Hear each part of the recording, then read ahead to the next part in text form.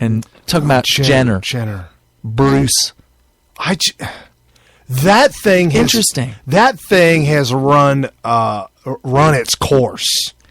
Does it surprise you that a guy who's having so much trouble himself, mentally, physically, ends up having a well, actually, it's not his biological daughter, but it's part of the family. Right. I don't know how long he's been raising them, or if he's. I don't know how long they've been together. Some of you low information voters are probably screaming at your cell phone. My wife is right now. She's screaming at the phone. She's screaming. Okay. Yeah.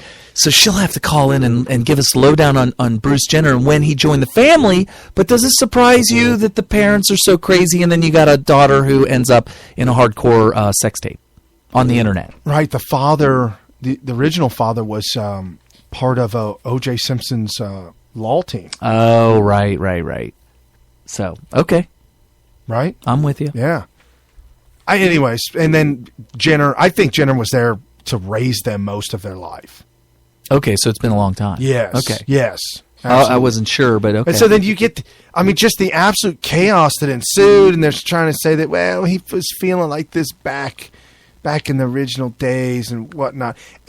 Anyways, I see your point. Your point is he is a very troubled and disturbed individual, and he's come full. It's finally come out. He's like, you know what? I'm done hiding my troubledness, my craziness. Right. And I'm coming out. I should have been born a woman. And by the way, God messed up. And by the way, I'm going to go ahead and leave all that. Yeah, because I still really actually like women. Does he? Yes. What? Yes. So he's a lesbian. Yes, he's born a lesbian in a man's body. Born a lesbian in a man. That's called being a man. Yeah, I would think so. A man that maybe likes style. He likes some style. So elect him president, huh? By looking at his family. Let's look at just families. Well, her point is, the soundbite that we just listened to, her point is that look at his kids. You can judge a man by his kids, and I think that I have to agree with her. Right. So I think we made the case there. Oh, yeah. So anyway, that's something interesting to take into consideration. And now the Cruz people, they want to attack Trump and his, basically feed into what they're calling the evangelicals, which are just Christian people who take their Christian faith seriously. I think the whole evangelical thing is a misnomer. Evangelical means that you spread the gospel. You're trying to convert people who are not Christians to be Christians. That's what evangelical means. Right. So Mormons, by definition, are evangelical because they're required to go out on a mission when they're 18 or something like that. Right. And the mission is to try to spread the gospel. Right. So they're evangelical. Glenn Beck came out last week and started blasting Southern Christians for not following their God and voting for Cruz. Oh, that's terrible. And Cruz is part of the priesthood. And by saying that, the priesthood means what you're saying, evangelical, and to preach the gospel, if you will. So what they're doing, they're trying to tap into that by pointing out, well, Trump's been in 4 marriages, and that and all these divorces, and that calls into question his character and all that. And he's friends with his baby's mama, and she supports him. Yeah, she said, "Whoa! He's a good guy. He's a good guy. It just didn't work out. It didn't work out between us." But he's a good father. Interesting. So that says a lot. But he has 2 others besides her that are ex-wives, but they haven't come out and say anything bad or good nothing about at all. And so then Glenn Beck then wanted to clarify the polls of evangelicals. He's like, no, they're lumping those supposed evangelicals that show up to church once a year. That don't count. The people who go to church every day and preach the gospel, they're the ones who support Cruz. So you have to be... You got to slice and dice it all up. Okay. I don't know. He's done... It sounds like he's crunching numbers. Well, he also... he kind of went off the rails this week with some of the things that he has said about Trump? Have you heard some of those things he's been saying? You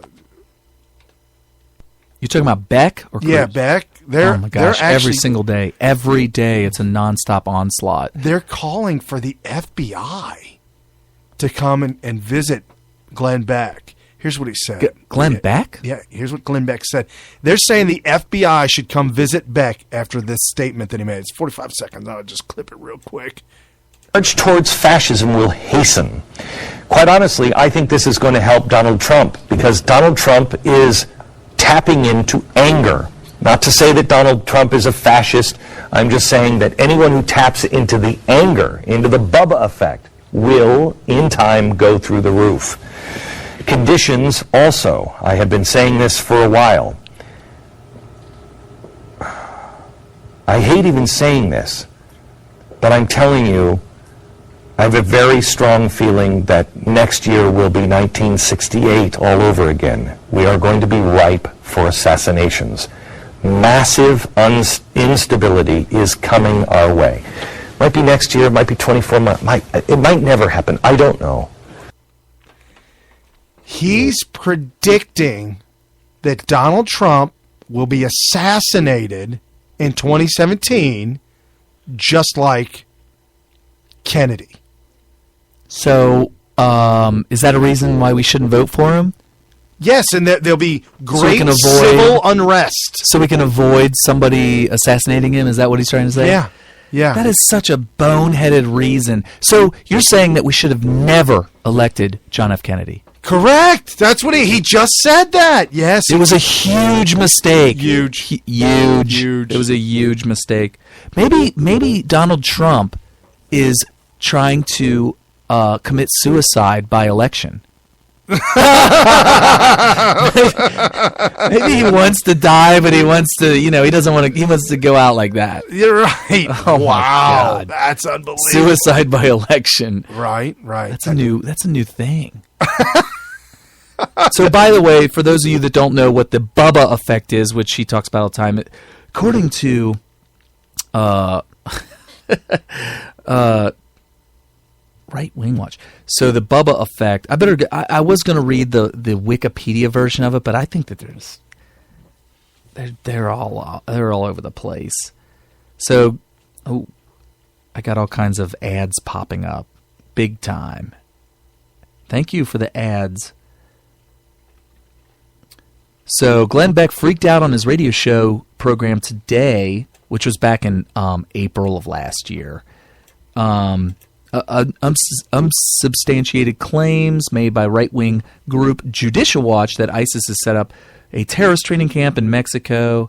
So, the Bubba effect. It'll unleash the Bubba effect, which is Beck's theory that an overbearing government is pushing people over the edge until they respond with violence, which will then spiral out of control, resulting in the wholesale breakdown of society. That's the Bubba effect. Well, and that's what he said in that clip. He's like, you're going to cause all this this anarchy and this civil unrest, and the people are just going to...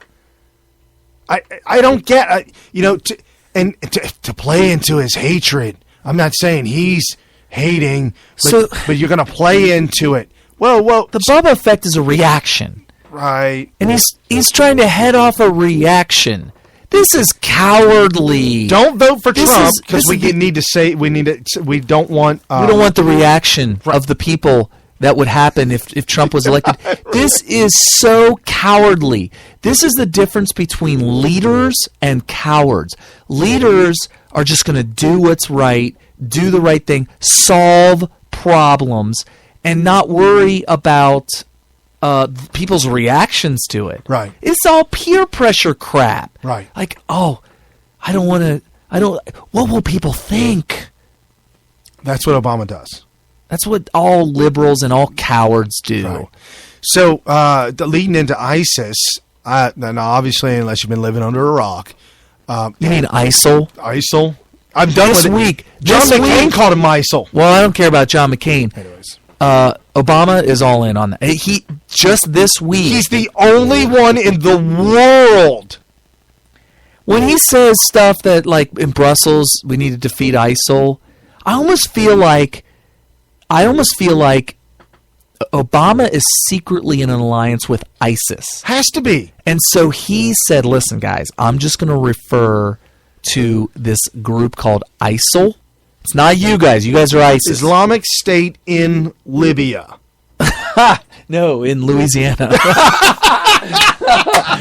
So when I say ISIL, you know I'm not talking about you guys. Yeah, y'all.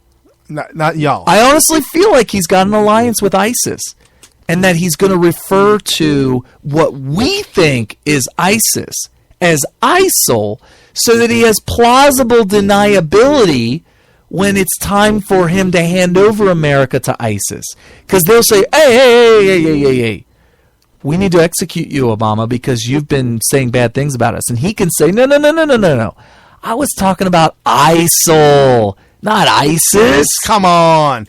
So the correct acronym for ISIL is Islamic State of Iraq and the Levant. Right. However, ISIS...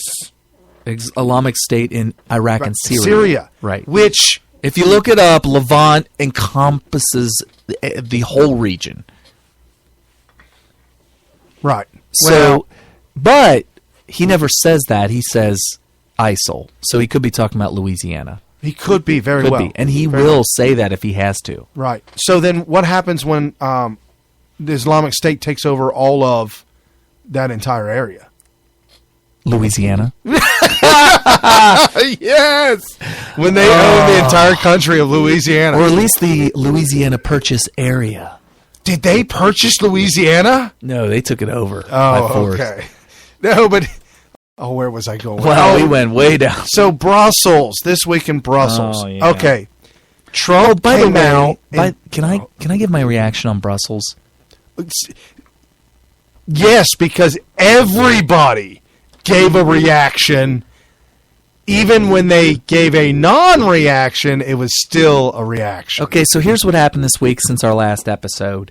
Brussels, which according to several people, I believe Rush was the one that pointed this out, it is the mecca of socialism. Because it's the utopia. It's an attempt at the socialist utopia. Right. All right, so... anyway, they had a coordinated terrorist attack with multiple terrorists at an airport in Brussels, where it appears as if they were targeting Americans because supposedly it's near an embassy, and there were Americans. American involved. Airlines was there. Okay, and there was also American victims of this terrorist attack. I believe 3 so far were dead. So 2 far. in New York, and there's one some was that are missing. Yeah, there was one of the missing persons was confirmed today as being dead. Okay. And so what happened was there were multiple explosives in these suitcases, and they were all to detonate at the same time. Turns out they were a little bit offset, whatever. At this point in this broadcast, I heard that it was 34 dead, right. Hundreds injured. They're saying like a couple hundred, right, 200 plus. Okay. So... maybe this sounds callous, but it's not about. Look, I'm really disgusted by the taking of life, innocent life, by Muslim extremists. I'm really disgusted by it. But there's this attempt for people to react as if this is so huge.